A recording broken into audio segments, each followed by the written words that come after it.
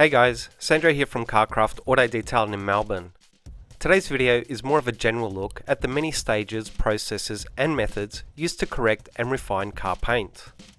I'll be going through wet sanding in particular and discussing the many techniques, ideas and problems associated with this medium, but also covering compounding and polishing in relation to refining and finishing car paint to the highest level. In relation to sanding, I'm going to try and demonstrate how easy it can be to burn through the paint and how you can avoid this. But ultimately, by the end of the video, I want to show the amazing glass-like clarity, reflection and richness that can be achieved on car paint when you're chasing perfection.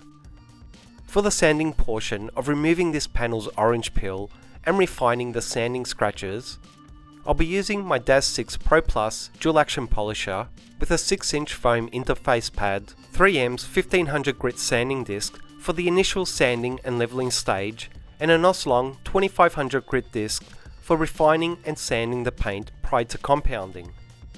So this car bonnet is one of many I've used to test products, equipment and various techniques to the limit. And it's pretty much had everything thrown at it, from heavy to light scratches, chips, touch-up, burning through the clear coat, and various waxes, sealants and coatings, just to name a few. So ultimately, in certain areas, it is beyond redemption, and it does have many different varying levels of finish defects with very little clear coat remaining. But rather than just scrapping it, I thought it might make a good video to show the risks, errors and success you may be faced with when correcting car paint to the highest level. So overall, my aim today is to get all the varying levels of finish and material removal down to one uniform, no compromise show car finish, as well as trying to demonstrate the risks and errors you may encounter. So just like most paint preparation processes, this panel has been washed, treated with iron and tar removal chemicals, clay barred, and then given an IPA alcohol-based wipe down before I begin to sand the paint. I've gone through this process many times in my past videos, so if you're unsure of how to go about it, just take a look at the first couple of episodes of my detailing video series. Also, you may ask why I'd go through this paint decontamination stage if I'm just going to be sanding back the paint anyway. The reason is that certain particles, such as embedded dirt, tar and iron deposits, can dislodge and attach themselves to the sanding paper or discs, creating deeper, uneven scratches, and remaining wax or sealants can really slow your progress and further gunk up your sanding paper, as well as vary your results and finish. Like I've stated in many videos, late model cars just aren't given much clear coat today by the car manufacturers. So personally, I don't feel it's really appropriate in most circumstances to wet sand or chase orange peel removal on a daily driver. But having said that, there are those times and circumstances that allow this process and technique to produce some fantastic results. And having a test panel such as this to refine your techniques is really the best way to go. So by my paint measurements and my previous knowledge of this panel, I know that I don't have a lot of clear coat to play with. So even more than most jobs or car paint thickness in general, I know it's going to be a very thin line between success and disaster once I start wet sanding. There are many different reasons, methods and circumstances involved when sanding automotive paint, such as colour sanding or texture matching, where you want to mimic or achieve a car manufacturer's level of orange peel or finish. In these circumstances, you're not really removing a significant amount of clear coat or reducing the thickness of the paint. You're really just reducing the orange peel effect on the clear coat by reducing or slightly flattening the paint's peaks, so that the orange peel effect isn't so dramatic or flawed. Whereas complete orange peel removal is the process of totally flattening the paint's peaks to a single, true, uniform flat finish. And this is the only way to achieve that mirror-like reflection and clarity that you see in many show car finishes. But unlike colour and texture match sanding, you're removing a measurable amount of clear to achieve that brilliant finish. And that's the process I'll be going through and trying to achieve on this panel. We also sand paint to address many paint defects such as deeper scratches, heavy oxidation and paint etchings.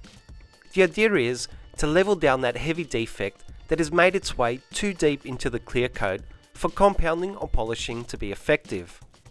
This is really the most aggressive sanding that generally takes place, as unlike colour sanding or even orange peel removal, you're not just trying to flatten the paint's peaks. In essence, you need to remove the thickness and depth of the paint around that defect in order to remove the scratch or etching. So generally, a lot more paint needs to be removed in order to eliminate defects.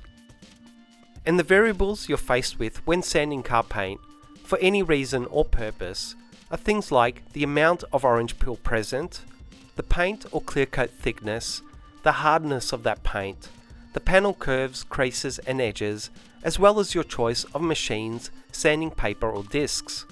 So it's difficult to say that one particular method or set of techniques is the best way to go. Just like compounding and polishing paint, every job is different with its own set of circumstances, conditions and challenges. So ultimately, it's about responding as best you can to address the situation and goals that you're looking to achieve. Up until a few years ago, I would never consider machine sanding paint, mostly due to the fear of it being too aggressive and burning through the paint. But believe it or not, machine sanding overall is a far less aggressive method than sanding by hand, and even more so, it's so much easier and quicker to refine the finish, which means less material or paint removal is needed to do the job. So unless I'm working on a small tight area or near a panel edge addressing an isolated scratch or defect, I much prefer using machine sanding as opposed to sanding by hand. Another point to cover is dry or wet sanding. Basically, any wet sanding paper or discs can be used dry or wet. The real difference is that water reduces the sandpaper's aggression, so when sanding dry, you can achieve faster results. But the downside is that you have less room for error. Water, or for even less aggression, other lubricants such as soapy water or detail sprays, will reduce or, better perhaps, prolong the sandpaper's cutting level, allowing for longer working times and being a little more forgiving. As an added bonus, your sanding disc should last much longer, the heat you generate will also be greatly reduced, and the cleanup process should also be easier. It will look like a white muddy mess, but as the water traps the dust, it'll stop it dispersing into the air, so that you're not breathing it in, and so that it doesn't travel, creating a layer of dust in your work area. The amount of water or lubrication is yet another big factor. For the initial leveling with coarser grits, you're better off reducing the amount of liquid to find that balance of cut and workability. Whereas when you move on to the finer grits, more of that lubrication will aid in allowing you to minimize the cut or paint removal and focus in on refining the finish in a safer, less aggressive manner. Basically, it just comes down to the particular job and preference of the user, as well as the specific sanding paper or discs that can be more suited and engineered for one particular method. This also leads to interface foam pads.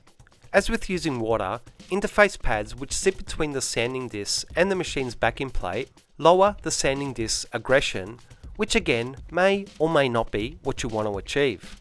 Not using an interface pad will result in an increased cutting and leveling ability. But again, it will be far less forgiving, particularly on the sharp panel creases and edges, not allowing the sanding discs to conform to those panel curves. So ultimately, once again, it should be a case-by-case decision and a personal preference to match your needs and methods. So on to method and technique. Generally when I'm sanding large panels, I'll work a similar or just slightly larger area than I would if I was polishing the paint. And just like polishing paint, it's important to use the appropriate size machines and backing plate sizes to match the panels and their curves. So, for a mostly flat, large panel such as this, a 6-inch sanding disc on a larger dual action machine is a much faster way to go. But on the smaller, more intricate panels, I'd use a 3-inch disc and machine or even smaller sizes together with sanding by hand to best address those areas.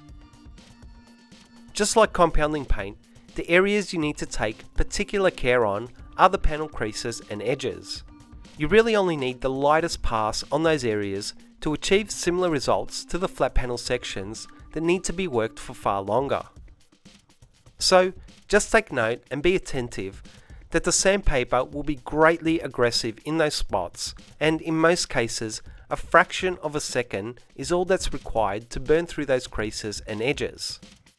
Alternatively, leaving those edges alone for the initial coarser sanding grit and just quickly hitting them with the finer finishing grits is usually the way I go. As you can see, I've used tape to mask half of this bonnet's edges and panel creases, and I've left the other half unmasked to show the potential risks of sanding those areas. And hopefully you'll see in the finished product that this masking process not only reduces your risk, but also really doesn't restrict the quality of work and finish you can achieve. And I also want to note that regardless of whether you're machine or hand sanding, the edges are just as easy to burn through. The thing is that apart from the greatly increased pressure that is induced when sanding paper makes contact with the thin panel edges or sharp creases, these areas also generally have far less paint than a flat, larger panel. So both of these circumstances is what really makes them a dangerous area, not only when sanding, but also when compounding and polishing paint. Hopefully you can see in the footage that even though I took quite a lot of care in sanding back those panel edges and creases, I was still unable to not burn through the paint in those areas. But as I hope you'll also see, that with the quick use of some masking tape on the other side of this panel, I was able to avoid that issue, and by the time this panel is finished, those masked areas will be finished with the same matched clarity. When looking at machine settings, I generally use a medium speed. I'm basically looking for the lower speed range of the dual action rotation that'll spin freely without stalling, and that's usually about the mid-speed range in most of my machines. Pressure wise, I pretty much just use the machine's own weight with no added pressure at all, and let the sandpaper do the work, which will help in producing a more uniform level of cut and providing a safer working method with less risk of burning through the paint. Once you begin to sand, you'll see the orange peel more clearly as a texture of matte dots where the peaks are and shiny dots where the lower valleys in the paint reside. So ultimately, when you're trying to remove orange peel, you need to make sure that all those shiny valleys in the paint's texture have been matted down to a uniform flat matte finish, and you need to continue sanding until you've achieved that. On a harder paint such as this, 1500 grit is a good place to start. Whereas if this was a softer paint, I'd be more inclined to start with a 2000 grit, as it'd generally be aggressive enough on that paint type. But as you can also hopefully see, it's still taking quite a fair few sets of passes with 1500 grit to completely level the orange peel to a flat uniform finish. And if I had a little more thickness in my clear coat, 1200 grit would be a much quicker process on this particular paint. The biggest issue with machine sanding paint is what is known as pigtails. These are deeper scratches that appear as pigtail looking spirals that can sometimes be left behind on the paint after machine sanding. They're really something you need to try and avoid, as removing them requires a lot more work and more deeper sanding, resulting in more clear coat removal. What I found is that working clean is the best way to avoid them, as well as not overworking the paint for too long. Generally, they're induced when hard particles get between the sanding disc and the paint. So making sure to constantly wipe and clean your sanding discs and the paint is the best way to avoid them. The clear coat itself, as it's removed, will begin to bond to the sanding disc in little clumps.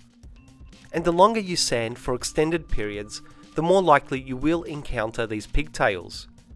So ultimately, the combination of working clean and sanding for shorter periods will greatly reduce the likelihood of pigtails on the finish.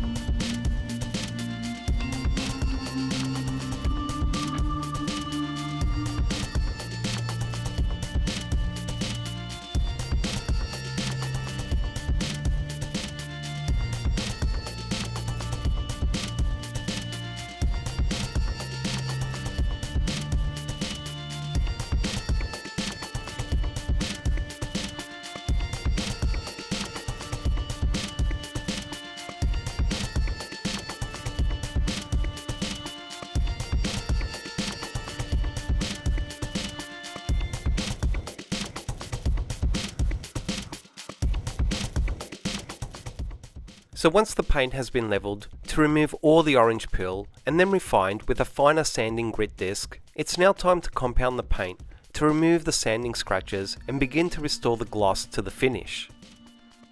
One word of caution is to really make sure you have a uniform finish without any pigtails or deeper scratches from the initial coarser 1500 grit, as these deeper scratches will prove to be impossible or at least extremely difficult to remove during the compounding stage.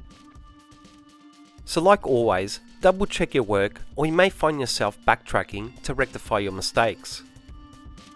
For the primary cutting stage of removing the 2500 grit sanding marks, I'll be using a HD black wool pad and MENZERNA FG400 cutting compound on my flex rotary.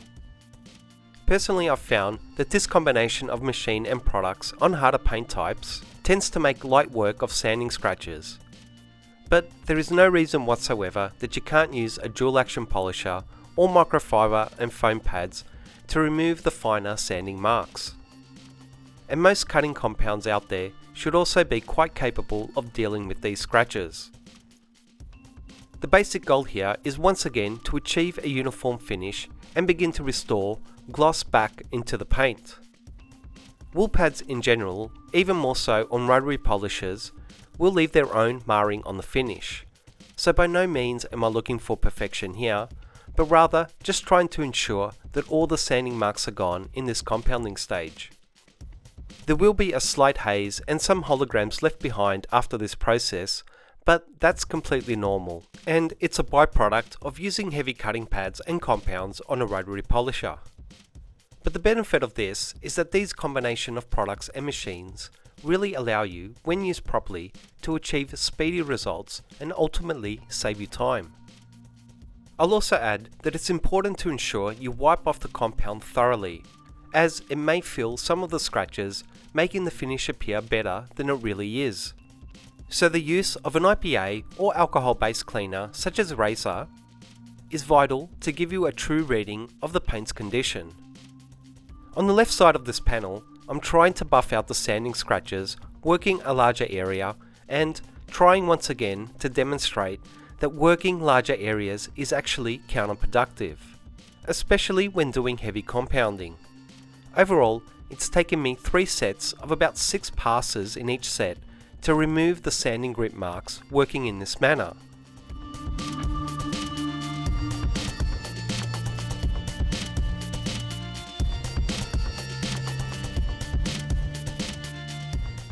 Whereas on the right side of the screen, you can hopefully see that it only took 1 or 2 sets of passes and pretty much half the time to remove the sanding marks.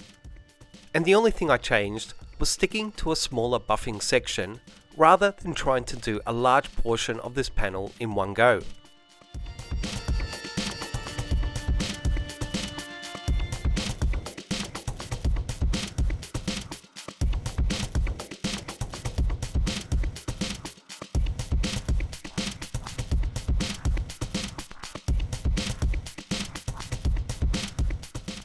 Once I'm happy that all the sanding marks have been eliminated, it's time to refine the compounding haze and remove the holograms left behind by this correction stage. Once again, I'll be using the rotary, but with a lighter cutting ShineMate foam pad and MENZERNA's medium cut 2400 polish. Technique wise, it's very similar to the first cutting stage, so I won't bore you with all the footage. But the only real difference is that I'm using a slightly slower machine speed with less pressure and an increased arm speed. Basically, this slight adjustment in my technique is done to reduce the aggressiveness of the cutting that's no longer needed, as the first compounding stage took care of that. So I want to focus in on refining the paint during this next stage without leaving that compounding haze or holograms behind.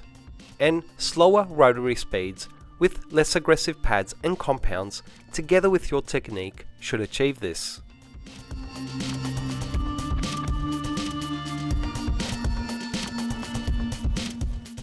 The final stage in this process is drilling the paint.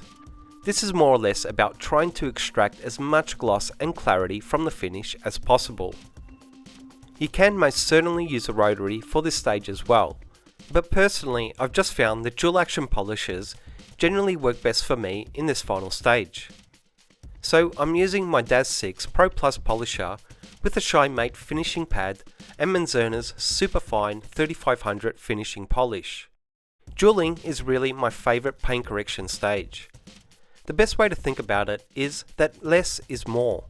So to get the most out of this process, you want to use lower speeds on your polisher, no downwards pressure, and very fine polishes and non-aggressive pads. You should, however, increase your arm speed, and it's the one stage that you can actually increase your work area to cover a larger section at once.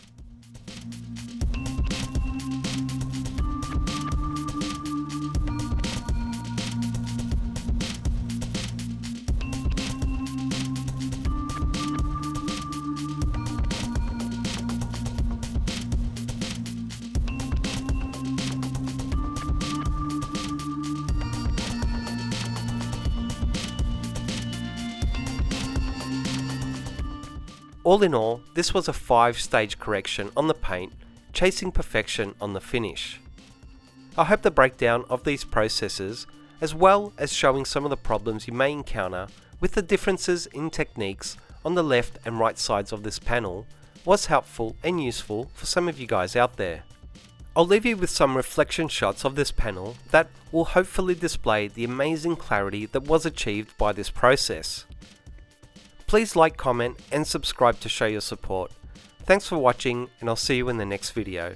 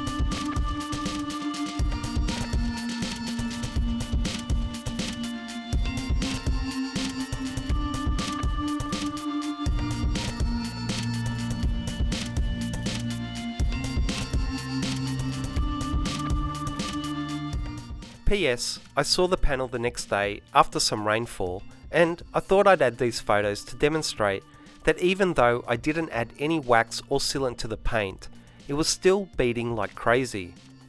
It's just the fact that this correction process produced such a flat, super tight finish, the water has just nowhere to go but sit on top.